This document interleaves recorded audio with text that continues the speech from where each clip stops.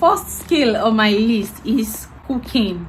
Yes, it is the first on my list because I like food. Cooking is a skill. Oh. There are a lot of opportunities for you if you know how to cook, or if you decide to really learn how to cook. There are a lot of people in the UK, in the US, people generally abroad, student professionals, really don't have time to cook, or at a particular point they just want to eat something different. They want to eat something spectacular. I'm Yorubana and I just want to eat enquiries, or a particular meal from another tribe in my country, but I don't know how to cook it. The truth is, there are restaurants, there are African restaurants here and there in different cities, in different countries, but you as a person, if you decide that you are going to be cooking, like let's say you want to do bulk cooking, bulk enquiries, soup cooking for somebody, or people just know that you know how to cook this thing, they'll prefer to come to you to buy like a bowl of soup that they'll just put in the fridge, and then they'll just be doing their own swallow with it, something like that.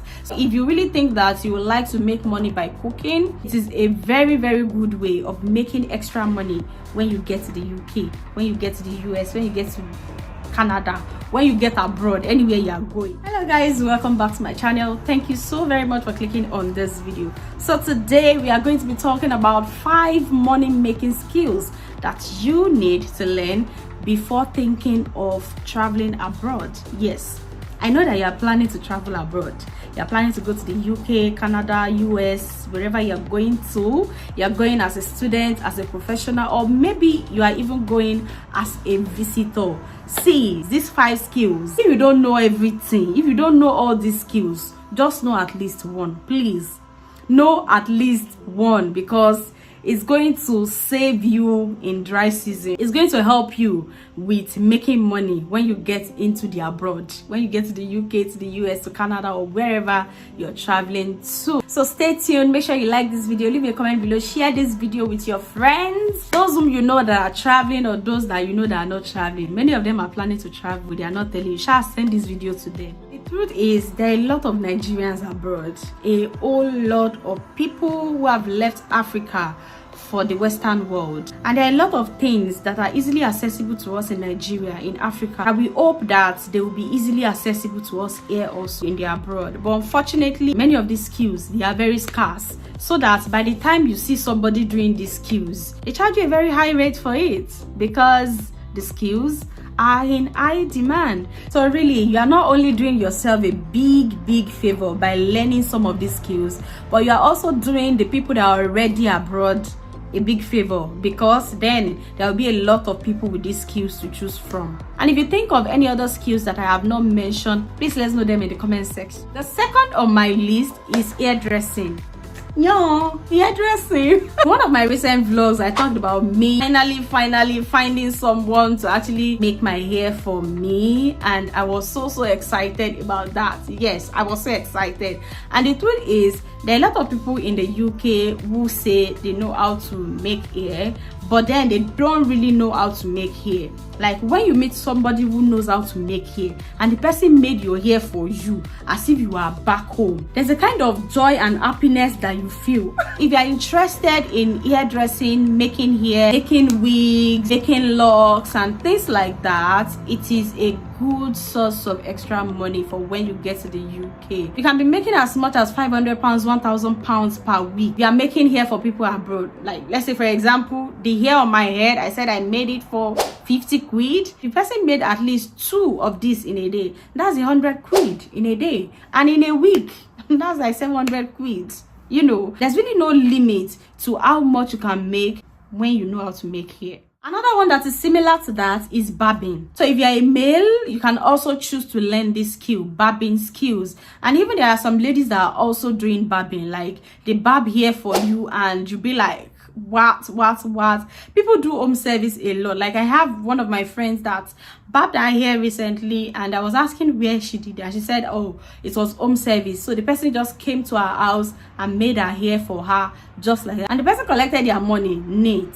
So let's say you have a day off in a week when you get to the UK, and for that day you know that, oh, today it is hairdressing that I'm doing, or it is barbering work that I'm doing, and you already have people that are lined up, that already have appointments with you. Oh, 1 hour here, 1 hour there, 1 hour. Let's say you spend, let's even say you spend 2 hours in each person's house, 2 hours, and you make like 5 people's hair in a day. Hairdressing, barbering, they are very good source of income in the United Kingdom, in Canada, wherever you may find yourself. So if it is something that you are interested in, please make sure that you learn that skill before stepping your foot at the airport. The third on my list is tailoring skills or fashion designing skills. Like, you know, we Nigerians, like someone was telling me recently that, oh, Nigerians, wherever they find you, you shall feel yourself. Your culture is always a part of it, which is a very, very good thing. Like, we love our food, we love our hairstyles, we love our clothes. On Sundays, or even Owambe parties in the UK, in the US, you see people in their Owambe clothes and all that. Now, I agree that Owambe is not as frequent in the UK or abroad as it is back home in Nigeria or in Africa. But at the same time, people get clothes, people sew clothes, people have parties to attend, people go to church, people go for functions where they want to like showcase their indigenous attire. And for a lot of people, they get their clothes sewn back home and then they ship it into the UK. Do you know how much that costs them every time they do that? But really, seeing and having somebody that knows how to design, that knows how to sew abroad is a blessing. And even if you are not so good with sewing, with fashion designing and all that, even if all that you know how to do is to join one edge of a cloth to another edge of another cloth, like, it is a good thing, because there are times that people have clothes that got torn or that the thread has loosened and they just want somebody to just, you know, stitch it together for them, and then the stitching might not even be up to 10 inches, and then you say, oh, it is 10 quid, oh, it is 10 pounds, it's 20 pounds. So tailoring, fashion designing is also another good skill that is selling and that can make you money on the extra abroad. Tailoring is another skill that you should consider to learn if you are coming abroad. The next on my list is babysitting. I knew you are not expecting that, but yes, babysitting. Now, I have done some babysitting myself, and I know in all fact that it is a skill. It is a skill. And if you are looking to make money on the extra in the UK, in the US, in Canada, abroad, wherever you are traveling to, babysitting is a skill that you should learn. You have to be patient, you have to know how to care for babies and things like that. If it is not in your blood, try and learn it, because there are a lot of professionals abroad that really need help with people sitting with their babies, caring for their babies while they go out to work and all that. And for a babysitter, like, you can be collecting up to 10-15 pounds per hour per child.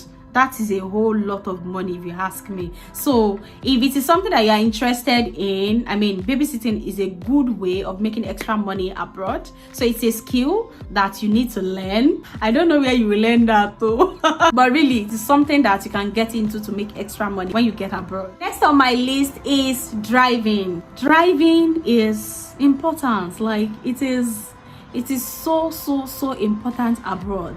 Like, moving from one place to another, being able to move yourself from one place to another, it is a very, very important thing. For some countries, let's compare UK to Nigeria. Now, we know that we drive on different lanes, different sides of the road, but even with that, by the time you know how to drive in your country, getting to the UK, I don't think it will be so hard like that to know how to drive. You already know how to drive. All you need to know is getting accustomed with driving in the right lane, knowing their road signs and things like that. There are a lot of times that people want to move from one place to another and they just need somebody to just pick them up from point 1 to point B. And in addition to that, you can actually join a taxi driving company and, you know, get your documents together and get everything that's needed together so that you get bookings to drive people around from time to time. This is also a great way to make extra money for yourself in the abroad. Do you think there are some important skills that I missed out? Please let us know what they are in the comment section.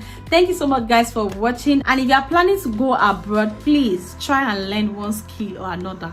You are saving a life by doing that. Honestly, you really are. I really do hope you enjoyed watching this. Please like this video, share this video, subscribe if you like my content, and I'll see you in my next one. Bye bye.